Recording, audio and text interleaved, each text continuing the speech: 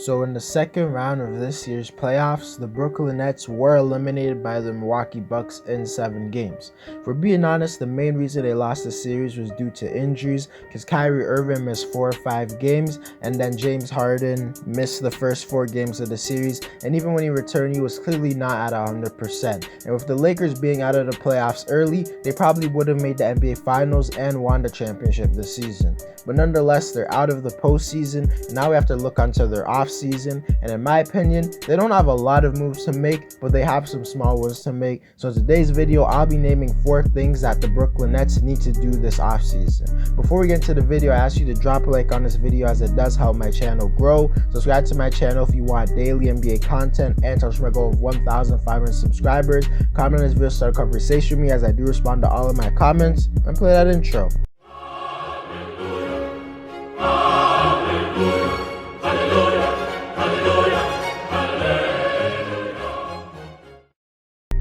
First thing the Brooklyn Nets need to do this offseason is re-sign some of their more important role players, because we all know they're a very top-heavy team, as they have 2 superstars in James Harden and Kevin Durant, and 1 player who is as good as you can be without being a superstar in Kyrie Irving. You can't win a championship with only 3 players, no matter how good they are. An underratedly good thing about the Nets is that they have some super solid role players who play their role at a good level, and they're the reason why the series versus the Bucks was so close, outside of Kevin Durant playing amazing. And this was because certain role players stepped up in a big way. People act like this team was just filled with Harden, Durant, and Irving, and a bunch of scrubs, but that's simply not the case. They have a few important role players that are going to be free agents this offseason. Some guys that are free agents for them is Bruce Brown, and re-signing him shouldn't be that hard since he's a restricted free agent, and he's very important to this team because he's actually one of the few guys on this team that's actually really good on the defensive side of the floor. He just brings a lot of spirit to the team with his hustle, and he showed in a few games that he has the ability to go off in certain games with his nice floater, and he plays very well alongside the big 3. I think Bruce Brown will get a contract somewhere around $5 to $10 million a year. If it goes any higher than $10 million, I think they should just let him walk, but I doubt that it will. They also have Blake Griffin, who might be a bit harder to re-sign since he's an unrestricted free agent, meaning he can leave freely. And I think Blake will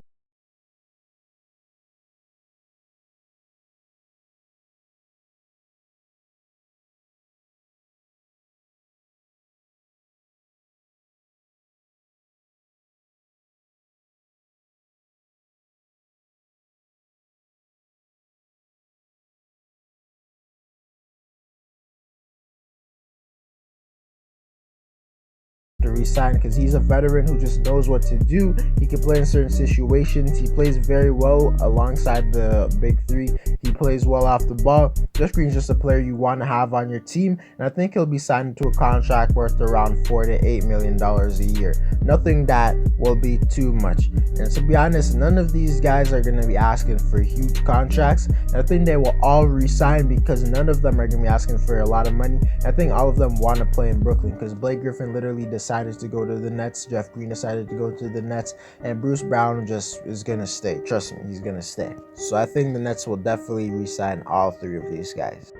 The second thing the Brooklyn Nets need to do this offseason is decide whether or not they're going to re-sign Spencer Dinwiddie. And the reason I'm not putting him with the other guys is because there's actually a question of whether or not they should re-sign him. There's not with the other guys. In my opinion, he's not a player who would necessarily fit well alongside this big 3. He's not a point guard who plays well off the ball. He's a guy who likes to have the ball in his hands, and on a team with James Harden, Kevin Durant, and Kyrie Irving, you can't have too much of those guys, and you might not even be able to have any at all. And although Dinwiddie is a really solid shooter, like, you can't leave him wide open. He's not an amazing shooter or anything like that. He shot pretty bad over the course of his career, but I'll cut him a bit of slack because earlier in the Brooklyn days, he had to take a lot of difficult threes due to the lack of talent. But nonetheless, re-signing Dinwiddie is definitely a question. The upside about Dinwiddie is the fact that before the big 3 came, he was a legit 20 points per game scorer, and he was a guy who could run the second unit and bring quality depth to this team. I honestly think he could be in contention for the 6th man of the year if he came off the bench.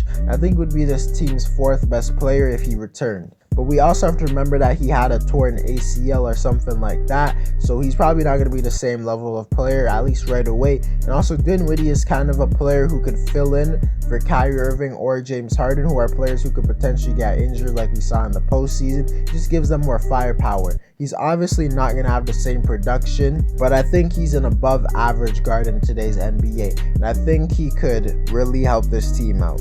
So re-signing Dinwiddie is a pretty tall task, since there's so many negatives to re-signing him and so much reasons like why you shouldn't, and there's so many reasons why you should re-sign him. And in my opinion, I think he's going to get a contract somewhere around $12 to $18 million, and in my opinion, if the Nets are going to have to re-sign him to a contract over $50 million, I think they should just let him leave, because they don't necessarily need him, because they were doing just fine with him like in the playoffs and stuff. I think he would just make them like a little bit better, but I think there's a realistic chance he makes them a little bit worse. So I think they should just let him walk if he's asked for over $15 million. The third thing the Brooklyn Nets need to do this offseason is maybe trade DeAndre Jordan. And when Jordan was first signed to the Brooklyn Nets, many people thought he would be this team's starting center and that he would actually do a good job. Since when he signed it, it was only like 2 years prior where he was an all-star. But sadly, Jordan has really fallen off to where now he's a below-average center. He can still catch alley-oops and stuff, finish at the rim, but now he's so much worse on defense, because even though he can jump high, when it comes to his lateral quickness, he has really slowed down, and he just seems like he's way less smart, and he looks like he has bricks for feet.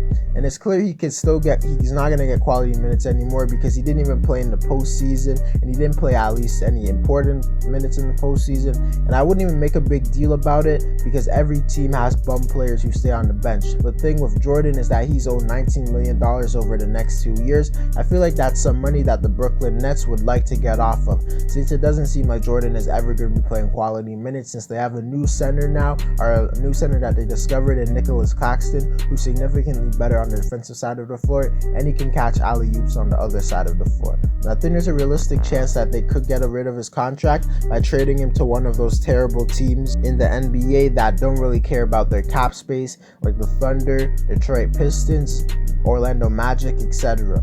I feel like if you included 2 or 3 second-round picks and sent it to one of those teams, they would just take DeAndre Jordan's contract, which isn't necessarily a huge contract. It's not like he's making $30 million a year, but it kind of slows down Brooklyn from making any like big trades or anything like that, or signing certain players, and it wouldn't really affect a team like the Magic, Thunder, or Pistons, since they already have so much cap space. They could probably take it and still sign anyone if they wanted to, and even if it wasn't going to affect them, they're not going to sign any type of all-star player at all, so it doesn't even matter. So I think if I'm the Brooklyn Nets, I would definitely look into try and get rid of that contract.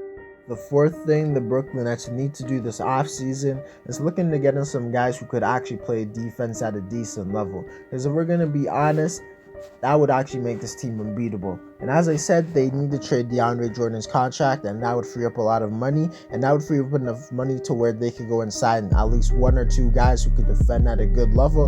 And this year's free agency, there are some guys who could defend well, and you wouldn't even have to pay them that much money. When people who come to mind is Wesley Matthews, who's a solid defender, and he can also shoot. Maybe they look into PJ Tucker, he's a free agent, but I doubt he would leave the Bucks after the great season they're having. Maybe they could look into Tony Snell, because he's a solid defender and a really good shooter as well. Maybe they could look into Taj Gibson from the Knicks, because maybe he wants to win a championship. And if they don't want to re-sign Spencer Dinwiddie, maybe they could get TJ McConnell, who's one of the better guard defenders in the NBA due to his ability to steal and be a pesky guard. Or maybe they could even look into the Lakers and guard Alex Caruso. But nonetheless, there are a lot of defenders that are in this year's free agency, and I think getting 1, 2, or maybe even 3 of those guys could drastically help this team out.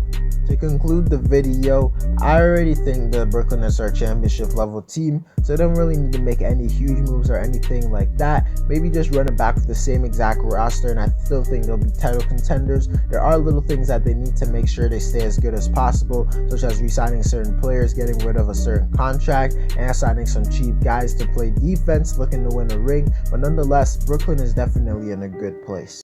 Anyways, guys, that's it for the video. Let me know what you think the Brooklyn Nets should do this offseason. Drop a like on this video to help my channel grow. Subscribe to my channel if you want daily NBA content and towards your goal of 1,500 subscribers. Comment this video so conversation me, as I do respond to all of my comments. And I'm out.